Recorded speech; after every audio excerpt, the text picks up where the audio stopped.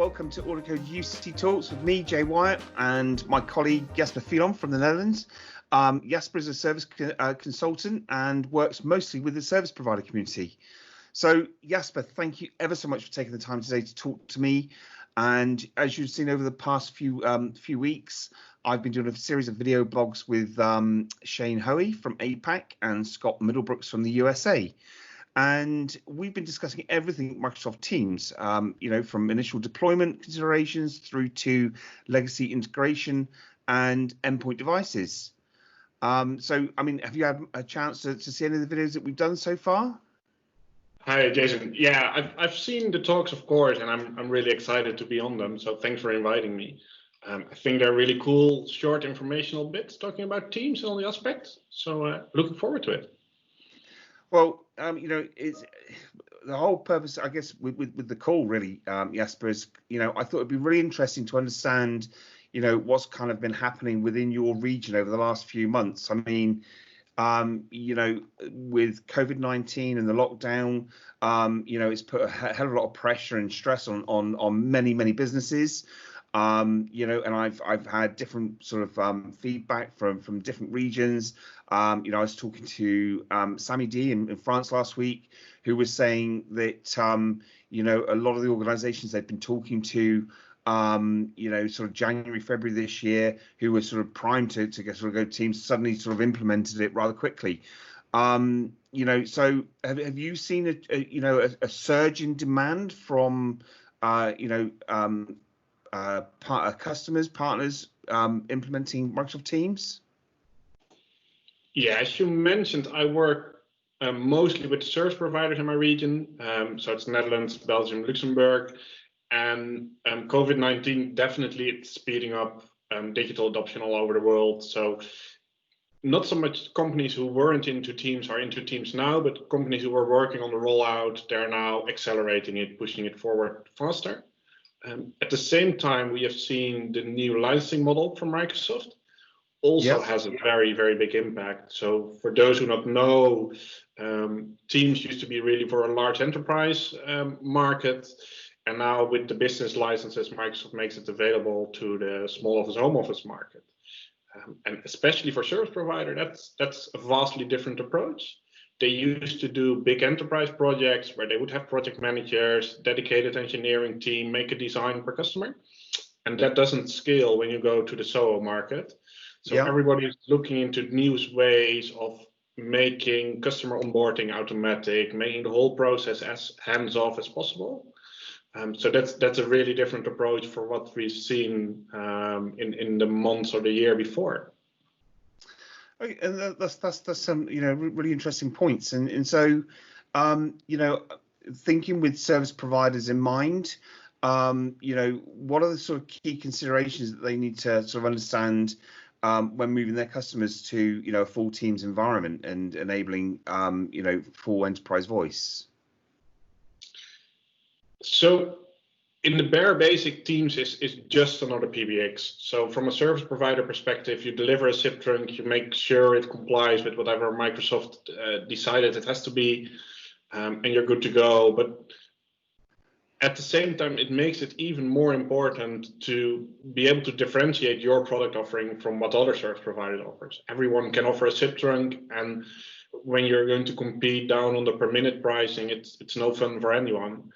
So everybody is looking into what they can offer as a value add on top of their SIP trunk. They're looking into things like devices, obviously, but also services. Think about compliance recording for those industries that need it. Maybe additional reporting, more insights in what's happening. So everybody is looking into what makes their company unique as a service provider and how to translate that into their Teams offering. Okay, and you talked briefly about the SOHO side of things, and I know we did talk about this previously, but I really want to sort of drill into your experience with service providers. And the reason I want to sort of focus on this is a particular area is that in the UK, as you quite rightly pointed out, Microsoft have changed the licensing plans for small businesses, and now we have business voice. So what I've seen with some of the service providers in the UK and certainly the other regions where business voice is available, is that service providers are now actually transitioning it and actually productizing a small business offering to make them competitive against that business voice solution. Have you seen the same in the Netherlands? Yeah, definitely. And it's for every service provider, it's a decision between, do I jump on the bandwagon and go full out with my Teams offering and push that, or do I take a good look at my other hosted PBX or PBX as a service offering, and do I compete? There might be different departments within the same company who has to decide whether or not they pick one side or another. Yeah. So it's definitely an interesting dynamic. What we also see is that, especially for the SOHO market, it's not always easy to find an offer that competes very well with calling plans from Microsoft. Yeah. You have your usual SIP trunk pricing, often with some flat fee minute offering. And then when they have to put the trunk to Teams on top of it and have some support on top of it, because of course we all say Teams is just another PBX, but it works a little bit different, and you'll have to do some more configuration, and you might expect some additional questions. Yeah. It's not always easy to find an offering that matches within the pricing structure you're trying to achieve.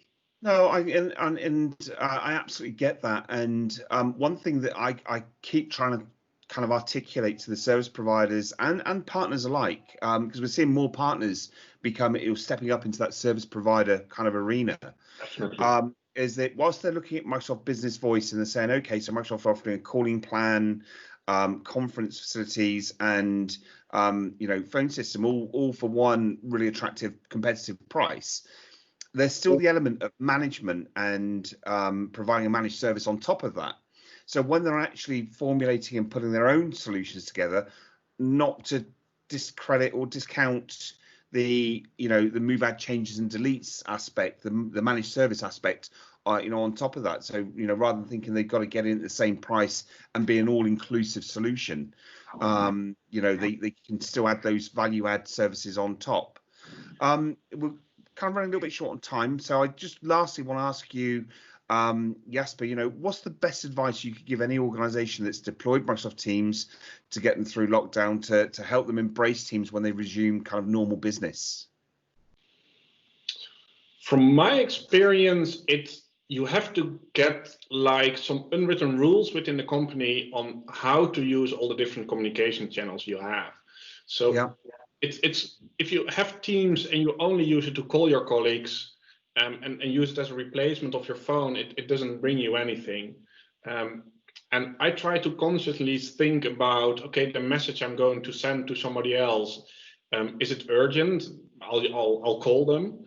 If it's not urgent, I'll probably send them a chat or an email, depending on my mood and what the other party likes.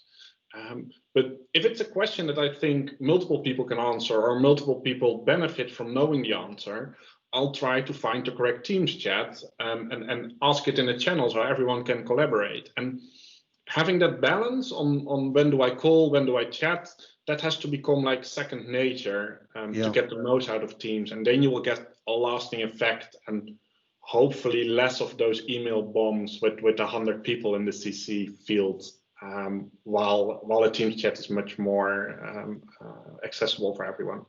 Yeah. Okay. Yes, but that's really great, and thank you ever so much. Guys, if there's anything else, anything we've discussed today, please feel free to email me at uctalks@audiocodes.com. Please hit like if you enjoy the video, and of course, feel free to share. And also, please look out for more videos from the UC Talks team. Thank you ever so much. Thanks a lot, Jay. Thanks for having me. Thanks, Jasper.